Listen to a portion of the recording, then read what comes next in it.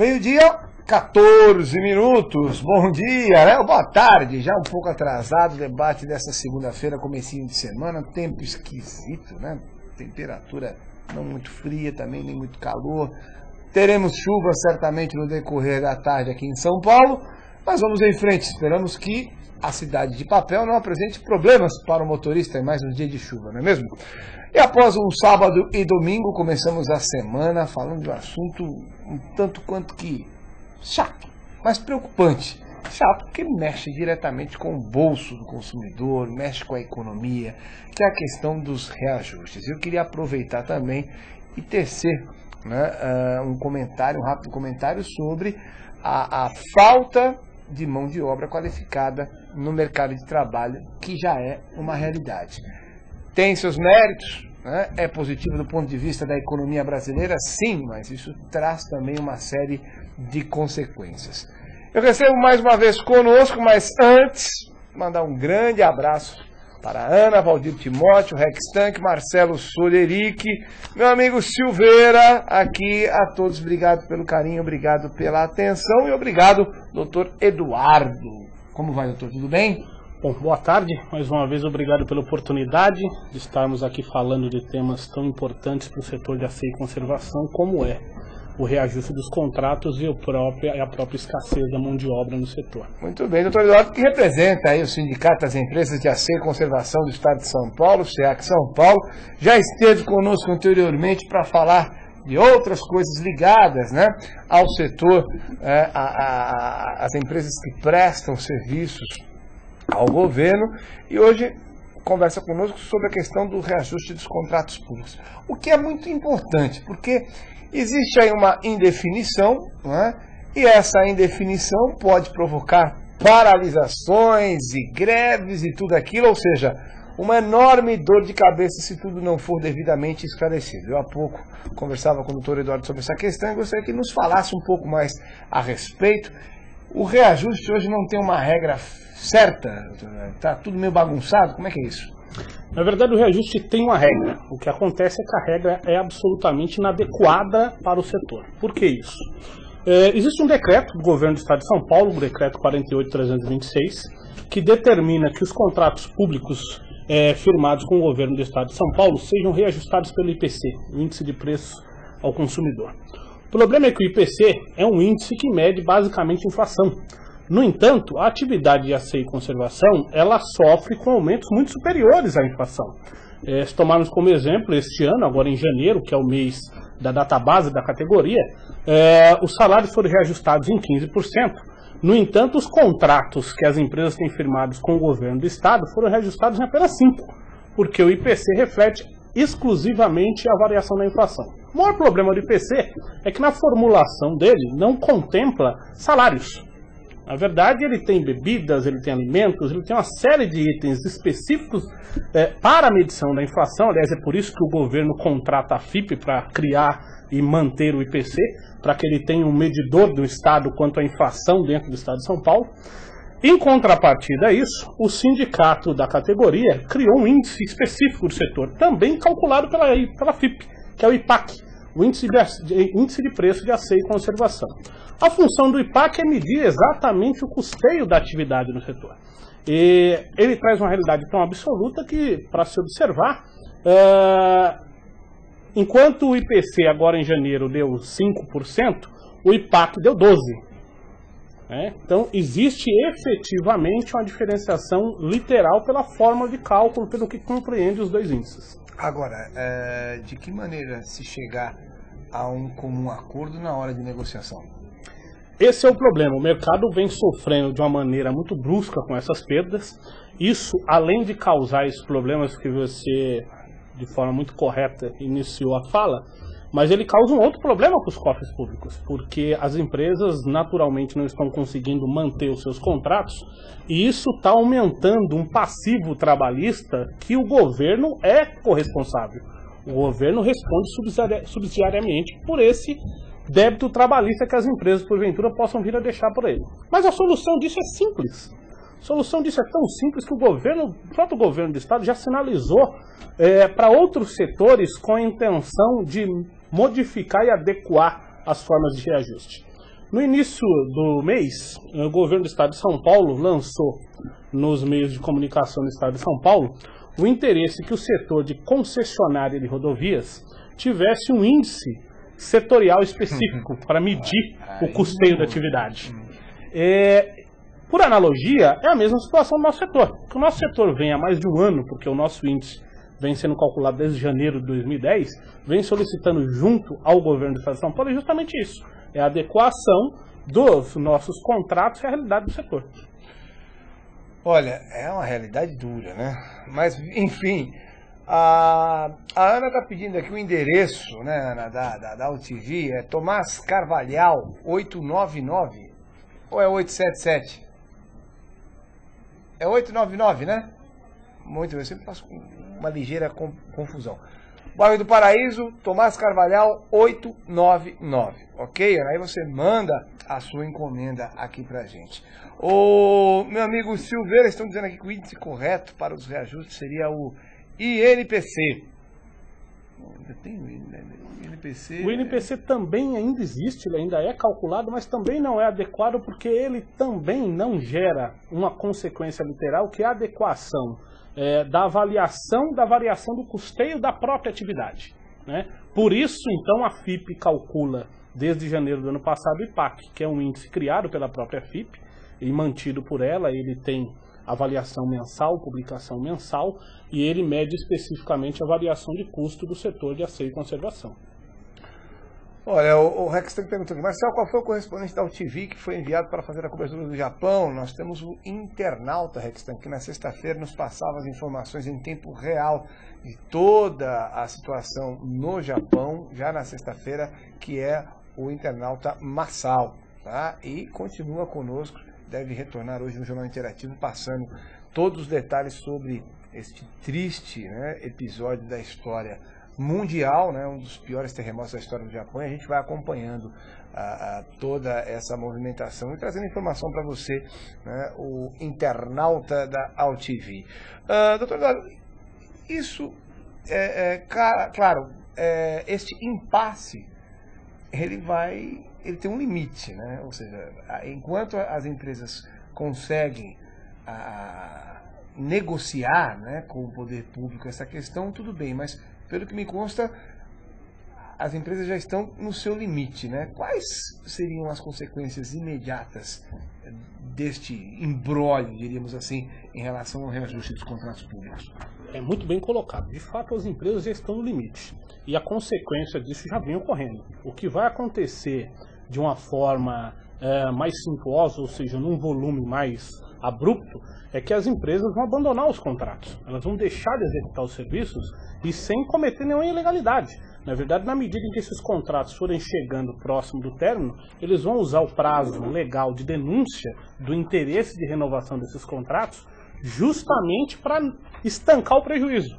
Porque é humanamente impossível você conseguir manter um contrato em andamento com a qualidade que o governo exige, com todo o custeio que as empresas têm que arcar, com um déficit de 50% entre o que efetivamente custa a atividade e o que ela vem recebendo de reajuste por isso. E o Silveira está me dizendo aqui, muitos índices é para economistas ficar falando groselha o mês inteiro, né? O Rex me pergunta o seguinte: a livre negociação não é a melhor forma de reajuste? Por que criar regras que não são cumpridas? O governo ele não consegue manter a livre negociação por uma coisa muito simples. Ele não tem condições de gerenciar, de fazer a gestão da livre negociação no volume de contratos que ele mantém. Hoje existem no estado de São Paulo mais de 1.200 contratos de limpeza e conservação em andamento. E esses contratos têm vencimentos em períodos distintos, em volumes distintos. Então, o governo do estado de São Paulo é um grande comprador, ele compra num volume muito alto até para suprir a sua necessidade, e a livre negociação traz para ele um impedimento dele gestionar. Por isso que ele cria regras públicas para a gestão desses contratos, em especial na questão de reajustamento. Aí o Silveira diz uma coisa interessante aqui, olha, você só vai alterar o índice se for discutido no próximo edital, claro, se for pressionado. Antes de terminar o serviço público publica outro edital. Quer dizer, ele faz uma colocação interessante aqui, ou seja, A fórmula de reajuste já é prevista em edital. Mesmo assim, essa fórmula pode ser alterada ou não? É que, na verdade, a fórmula, de fato, ele tem muita razão no que ele está falando, a fórmula, de fato, é definida no edital, mas ela é consubstanciada não no edital, e sim no decreto, que traz, o decreto 48.326 traz a resolução CC77 a CC79, que é quem regulamenta o reajuste. Então, os editais vêm mencionando que os reajustes serão efetuados de acordo com as determinações do decreto. Então, qual é a fórmula de solução disso? Uma reavaliação do decreto, uma reescritura desse decreto, de modo que essa reescritura possa permitir alterar a fórmula de reajuste utilizando o IPC para utilizar o IPAC. Porque a resolução, que é a regulamentação do decreto, diz claramente: os contratos serão ajustados 100% pela avaliação do IPC. O que o setor precisa e o que o governo vem sinalizando para alguns outros setores, e muito adequadamente, porque é uma forma dele entender o setor e custear o setor pela sua variação real, é trazer para dentro dessa atividade os conteúdos de custeio real. Então, qual é a saída? A saída é uma reescritura do decreto, onde ele permitiria mudar o decreto, onde ele poderia fazer uma regulamentação para esse decreto através de uma nova resolução, onde ele diria o seguinte: os contratos agora passam a ser reajustados 100% pela variação do IPAC, o Índice de Preço de Aceite e Conservação, calculado pela FIP. Um decreto estadual. Decreto estadual, como é o existente hoje. Daí diz aqui o meu amigo que na Assembleia só se muda ou passa algo se o governador quiser, né? Diz aqui o Rextank, que nos escreve de Salvador: que condições se deve estabelecer em contrato para reajuste de preço durante sua vigência? Aí é que é o problema. Em contrato ele não pode fugir do que o decreto determina. Aliás, o ouvinte anterior foi muito providencial no seu posicionamento. De fato, o que falta para que isso ocorra é uma vontade política. Porque o que o setor vem solicitando não é nada além do que efetivamente ele necessita para se manter vivo.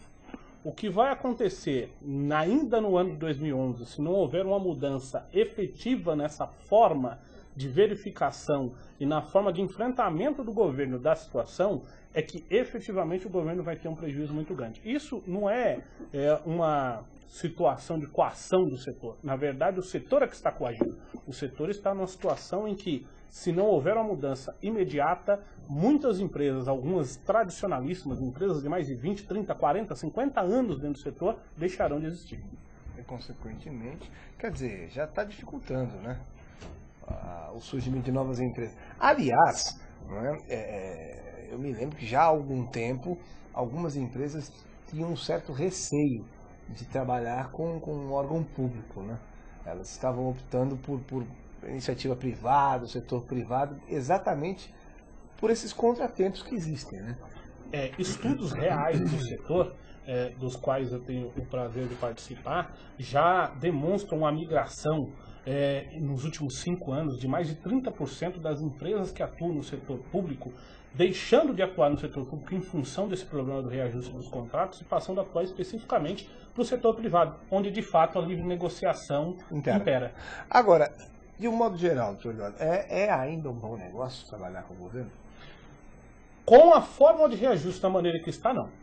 Tanto não que o que vem acontecendo com o governo é que ele tem tido dificuldades e o governo não consegue, pela grandiosidade da sua máquina pública, ele não consegue mensurar isso de uma forma única. Mas você pega órgãos de grande relevância e de uma imagem pública efetivamente muito boa, como o Hospital das Clínicas, como o próprio metrô, como secretarias, elas vêm tendo dificuldades seríssimas de manter as empresas nos seus contratos, porque as empresas estão decidindo simplesmente deixar os contratos como única forma de estancar o prejuízo. Ele disse aqui, é gozado, eu acho, o senhor me fala isso, o Silveira me diz aqui que o governo está sucateando os serviços prestados.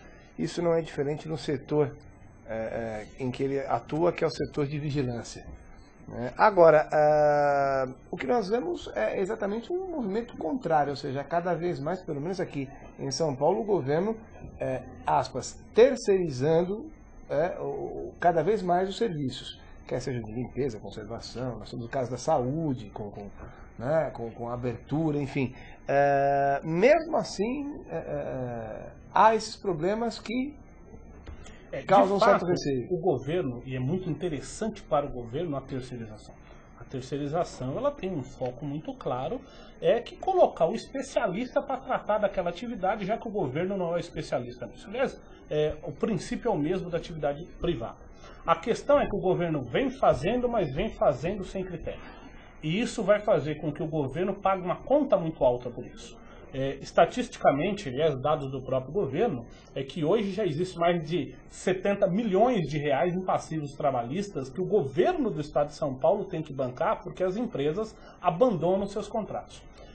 Claro, existe uma série de situações que isso pode ocasionar o abandono, mas literalmente, a partir deste momento, os abandonos de contratos que historicamente eram feitos por empresas pequenas, não especializadas, que se aventuravam, hoje não. Hoje esse abandono, dentro da legalidade, dentro dos limites dos prazos contratuais, eles vão ocorrer por uma questão simples de que as empresas não vão mais aguentar manter esses contratos. Aliás, o ouvinte, quando falou da vigilância, ele tem toda a razão, é um fato. Aliás, a vigilância, ela também tem os seus reajustes com base no decreto.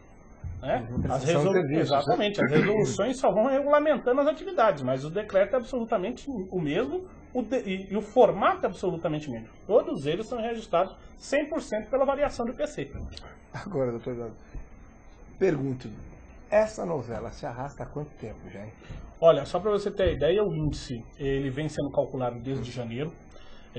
Antes da primeira publicação, que foi efetivamente janeiro de 2010, nós ficamos um ano na elaboração desse índice e em discussão direta com o governo, para que ele fosse formulado de uma maneira muito adequada às necessidades do governo. A intenção do setor de asseio e conservação é muito importante ratificar isso. Não é se contrapor ao governo, na verdade é somar ao governo, é criar uma aliança com o governo para que o serviço seja prestado de qualidade. Você imagina que, quando nós falamos em limpeza técnica hospitalar, e se você começa a ter falhas dentro da atividade por conta de um problema econômico-financeiro, você cria para a população um problema de saúde pública muito grave, porque é a limpeza que mantém os baixos índices de infecção dentro de hospitais renomados como o HC, como o Hospital São Paulo, enfim. E nós temos uma situação na saúde de São Paulo.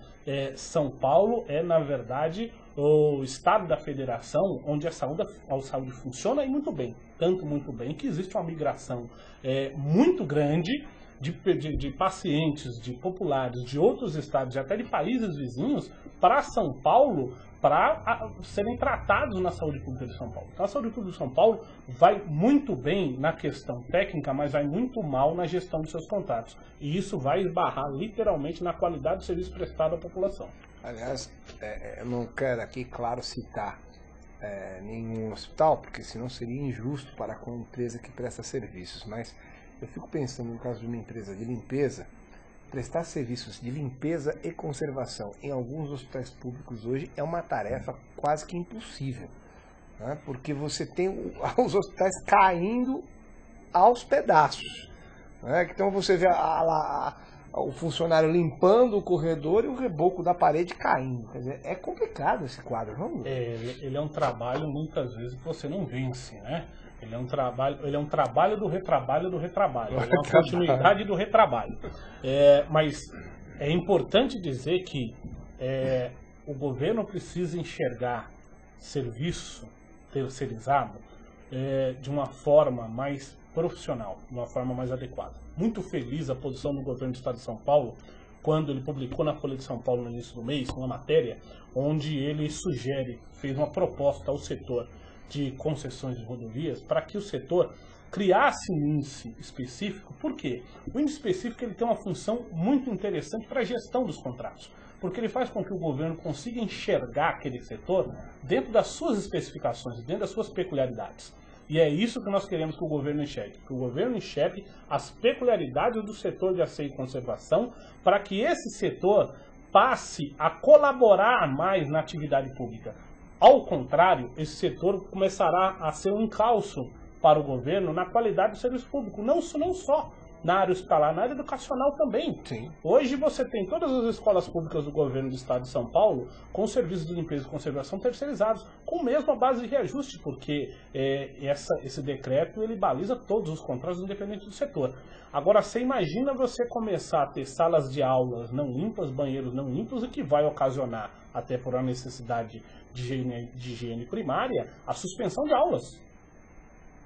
Você vai ocasionar a suspensão de cirurgias importantes porque você não tem um serviço de limpeza adequado. E veja bem, é importante ratificar, o setor dos serviços não está sob nenhuma hipótese ameaçando o governo, querendo pressionar. O setor dos serviços está tentando usar os meios de comunicação, como fez a semana passada, quando publicou uma carta aberta ao governador, parabenizando ele pela a intenção junto do setor de concessão de rodovias e solicitando ao governo que olhe para o setor de serviços de conservação e limpeza, que é a mesma coisa que ele está pedindo. Então, estamos encarecidamente dizendo o seguinte: o empresariado do setor de asseio e conservação, se não tiver os olhos do governo voltados para ele, na questão do reajuste dos contratos, esse setor tende a sumir. Olha, são 12h35, eu tenho várias perguntas aqui conosco, Paulo.alfa7, Karen, né, underline, Dela Riguera, Rex Tank, Mena Barreto, Valdir Timóteo, Marcelo Soderic. A gente sai para um rápido comercial e eu retomo o assunto da terceirização, tratando também da questão da mão de obra no mercado de trabalho, que já está ficando escassa. E vocês saberão os motivos e consequências disso. Não sai daí não, é rapidinho.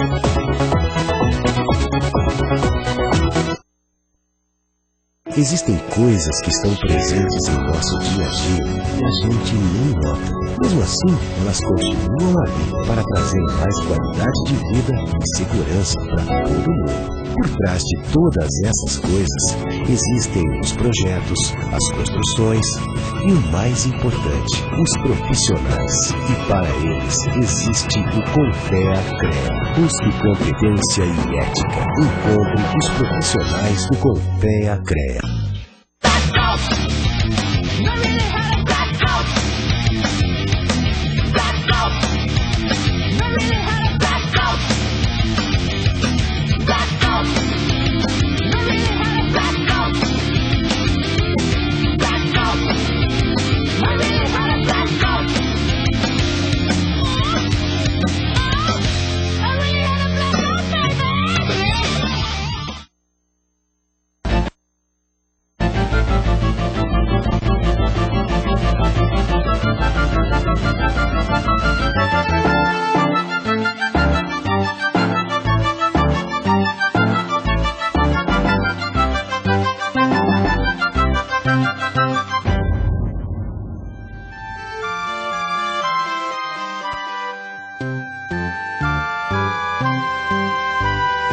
Para criar um programa contra drogas, acesse o nosso site.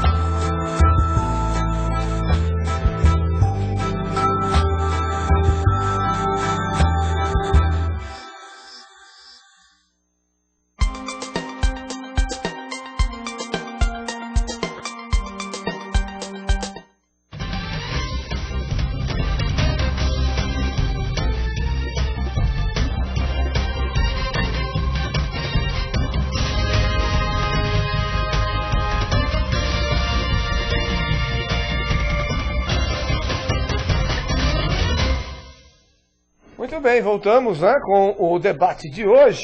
Hoje falando sobre o setor de terceirização, as terceirizações, enfim, os contratos, os reajustes, né, que na verdade é algo muito complicado, né? Mas eu não sei, e conosco aqui o doutor Eduardo, que é do Sindicato das Empresas de Aceio e Conservação do Estado de São Paulo, falando sobre isso.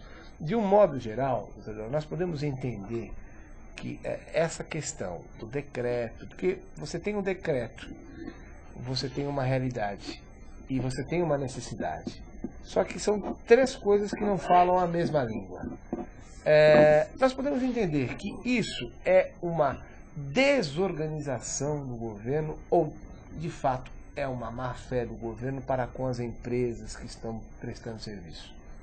Eu, na verdade, acredito fielmente que não é má-fé. Eu acredito fielmente que é uma falha de gestão.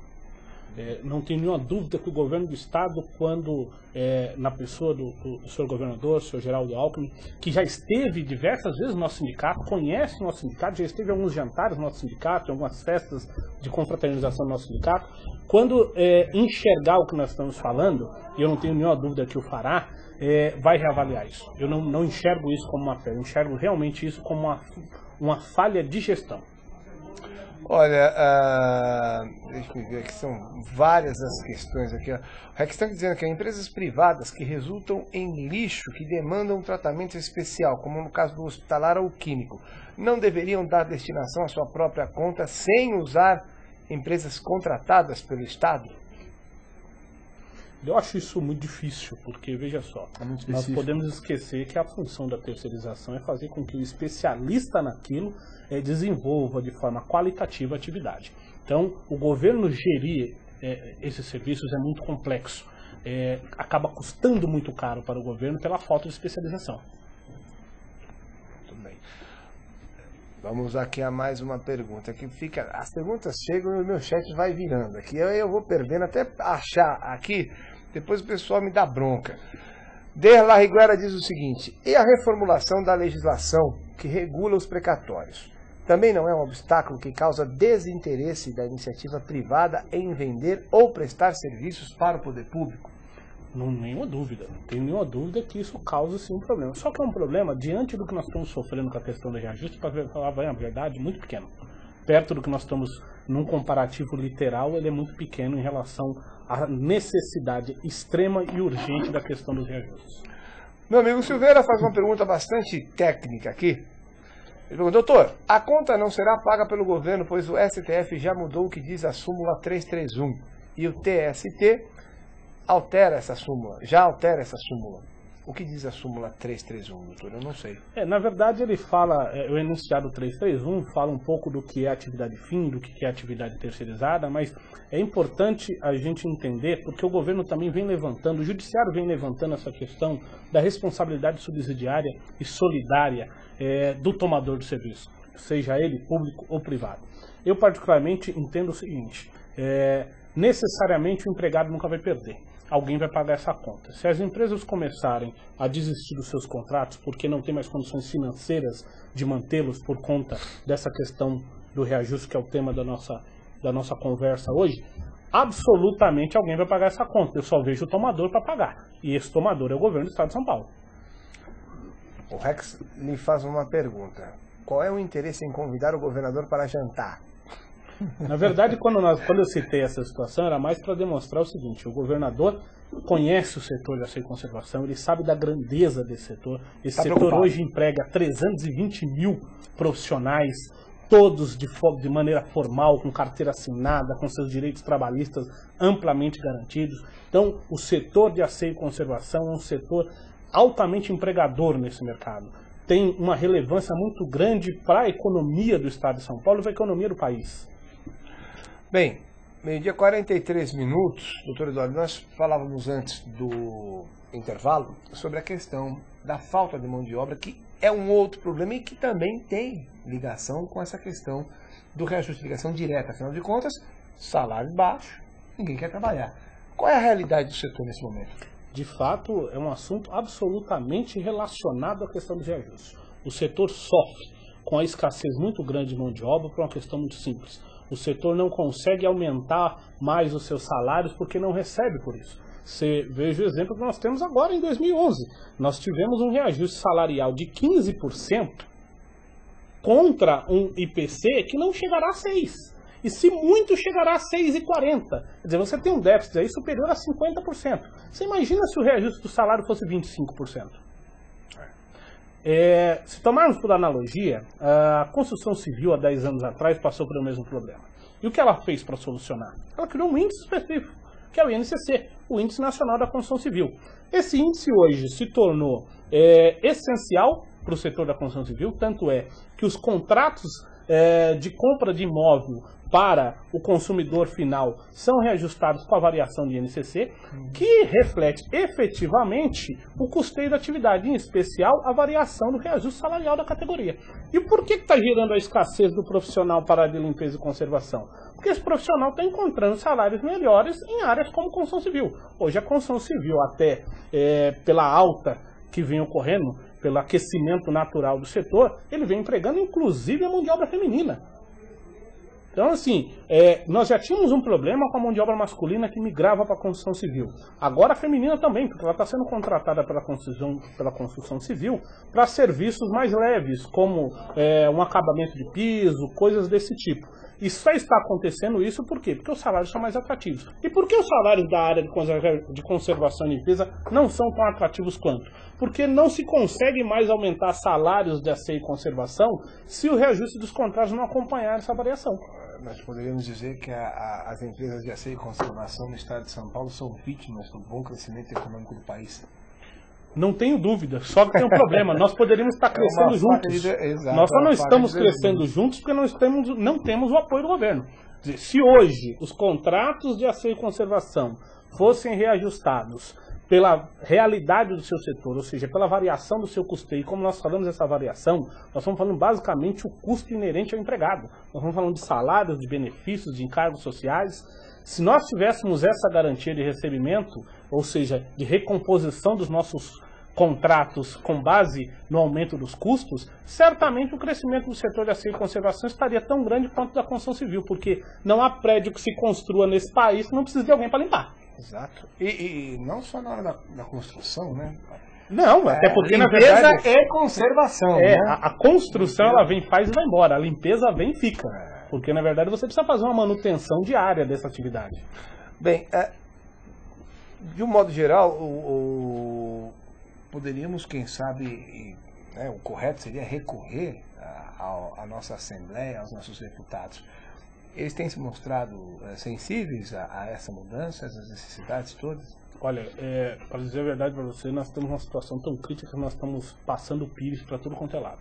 Então, assim, qualquer um que nos atenda hoje, que se interesse, que demonstre a intenção de auxiliar o setor para evitar uma quebradeira, para evitar uma onda muito grande de desemprego, para evitar um prejuízo muito grande para o Estado e automaticamente para a população, que é o usuário final desse serviço, nós temos buscado amparo da Assembleia Legislativa, de diversos deputados, e vemos tentando já há meses, uma audiência do governo do Estado de São Paulo. Aliás, a matéria que nós divulgamos na Folha de São Paulo a semana passada é um manifesto público, onde nós parabenizamos o governo pela intenção dele com o setor de concessão de rodovias, dizendo o seguinte: senhor governador, isso que o senhor está fazendo é muito adequado, é correto, é o que nós estamos pedindo há um ano, e nós não conseguimos sentar com o governador do Estado de São Paulo ainda para dizer o que está acontecendo.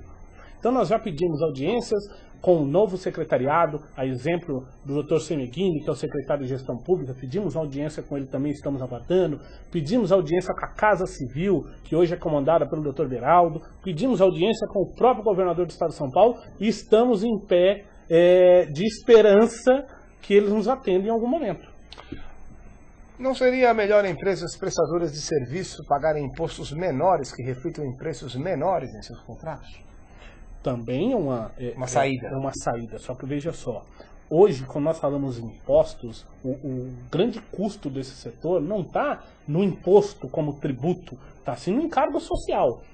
Né? Então, é uma reavaliação a nível nacional de todo o encargo trabalhista que abarca o custo da atividade. Porque o maior custo desse setor hoje é com o seu profissional, é com o funcionário.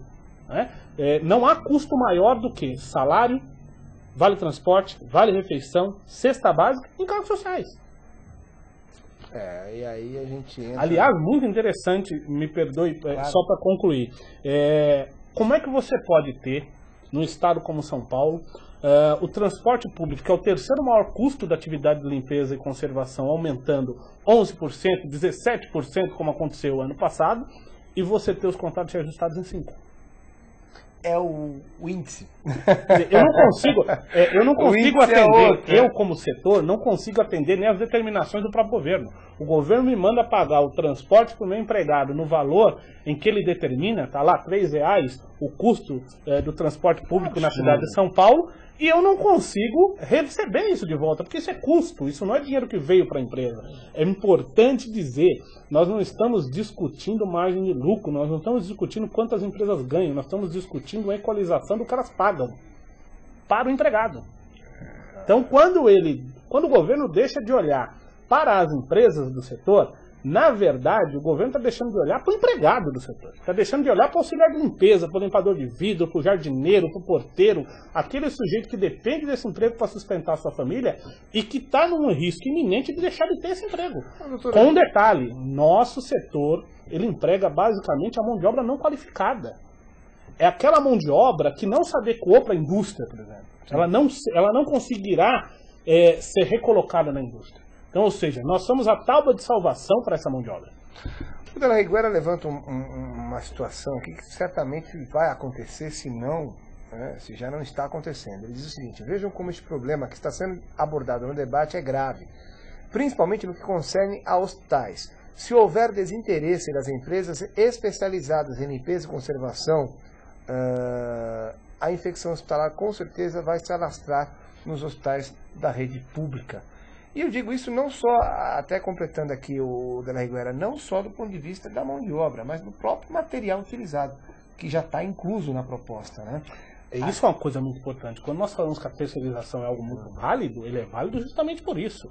Porque você não apenas disponibiliza a pessoa que vai limpar, você disponibiliza a gestão da atividade de limpeza e conservação, que inclui material, que inclui equipamento, que inclui técnicas de treinamento, que inclui todo um formato de execução com qualidade, porque quando você fala, por exemplo, em limpeza hospitalar, para cada cirurgia que se realiza, você tem que limpar aquele ambiente antes e depois de uma cirurgia. Claro. Se houver uma falha na elaboração técnica daquela atividade, você coloca em risco o paciente que está ali deitado. Meu amigo Rex Tank diz o seguinte: ontem vimos, a gente já está no finalzinho do programa, não posso deixar em branco essa questão. Ontem vimos no Fantástico empresas prestadoras de serviços em negociatas corruptas com o governo, inclusive para instalar pardais em uma estrada de terra do subúrbio. Qual a posição do sindicato com essas empresas? O sindicato pode expulsar empresas corruptas do seu quadro de associados? Olha, evidentemente eu acompanhei essa matéria ontem. Não é um setor que tem nenhuma relação com a conservação, é muito importante dizer. É um setor muito ligado à área de trânsito, à área de segurança eletrônica. Claro, né? Vamos colocar os pingos nos is para não ter problema. Mas não tenha dúvida, no setor de asseio e conservação se expurga naturalmente qualquer empresa que não precisa estar envolvida em nenhum escândalo de corrupção, não. Basta não prestar o seu serviço com qualidade. Porque, veja só, a imagem desse setor depende especificamente dessas empresas. Esse, aliás, é o meu receio pessoal. Nós temos empresa hoje no setor com mais de 50 anos de vida, com toda uma história. Empresas que ajudaram a alocar toda aquela migração de nordestino da década de 70, de 80, que não tinha para onde ir, aquela migração daquelas pessoas sofridas pela seca, eram todas acolhidas pela área de limpeza e conservação. Eu temo muito para que não se tenha onde colocar esses profissionais mais. Porque ainda que nós estejamos falando, e não estamos aqui entrando em nenhuma discordância do que nós temos falado anteriormente, quando nós falamos dessa migração da mão de obra para a construção civil, é importante dizer, a construção civil hoje vive um crescimento avassalador. E nós sabemos, a economia do país revela isso constantemente. Isso não é eterno. A limpeza e conservação não. A limpeza e conservação é uma atividade eterna. Ela é essencial para a máquina pública. O setor já passa por cortes? Já passa, até porque o que acontece? As empresas já estão denunciando seus contratos. O governo, se hoje for pesquisar contratos dentro da pasta da saúde, dentro da pasta da educação, ele já vai ver uma série de denúncias de contratos registradas, que ele ainda não viu os contratos se encerrarem. Por quê? Porque para atender a Lei 8.666, que é que rege todos os contratos públicos, a empresa tem que denunciar esses contratos 90 dias antes do término. Então o governo ainda não sentiu porque os contratos ainda não encerraram. E eu espero que ele não pague para ver. Porque realmente é uma coisa muito ruim para as empresas, péssimo. Empresa nenhuma denuncia contrato com prazer, porque denunciar contrato significa diminuir a empresa. É uma coisa péssima para o empregado, porque ou vai ficar sem emprego, ou vai trabalhar no subemprego, porque ele perde aquela garantia da formalidade que o setor de asseio e conservação dá para o empregado, que é a carteira registrada, que é ter a sua férias, ter o seu 13º, ter sua cesta básica todo mês, ter o seu vale transporte garantido, e vai para o subemprego.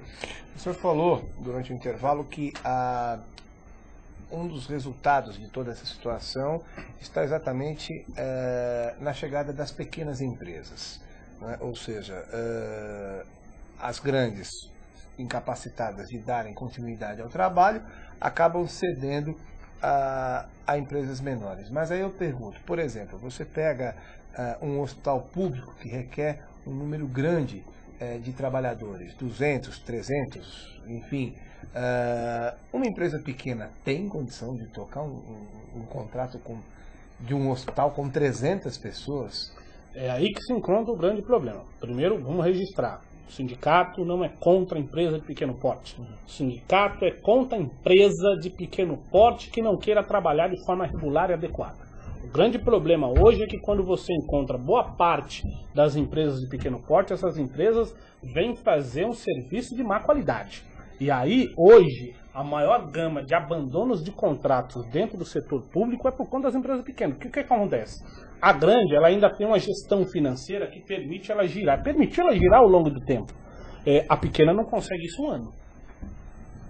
Então, o que acontece? Foi muito pertinente essa questão. Contratos grandes, como hospitais, grandes escolas, grandes centros administrativos do governo, secretarias, não terão condições sequer de contratar essas empresas pequenas, porque elas vão esbarrar, primeiro, na questão da capacitação técnica, que elas não têm para atuar em contratos dessa ordem. Segundo, na impossibilidade operacional de gestionar isso. Você não pode imaginar que um complexo de saúde como o Hospital São Paulo vai ter uma empresa que hoje tenha dentro do seu quadro total 300 funcionários, sendo que 300 ela precisa só para limpar o hospital. Exatamente. Você está falando com a empresa, isso, né? Você está falando com a empresa, vai aumentar a capacidade operacional dela em 100% do dia para a noite, sem ter condições financeiras disso. E por que não tem? Primeiro, pela condição de pequena dela. Segundo, porque gestionar serviço público tem um agravante muito importante.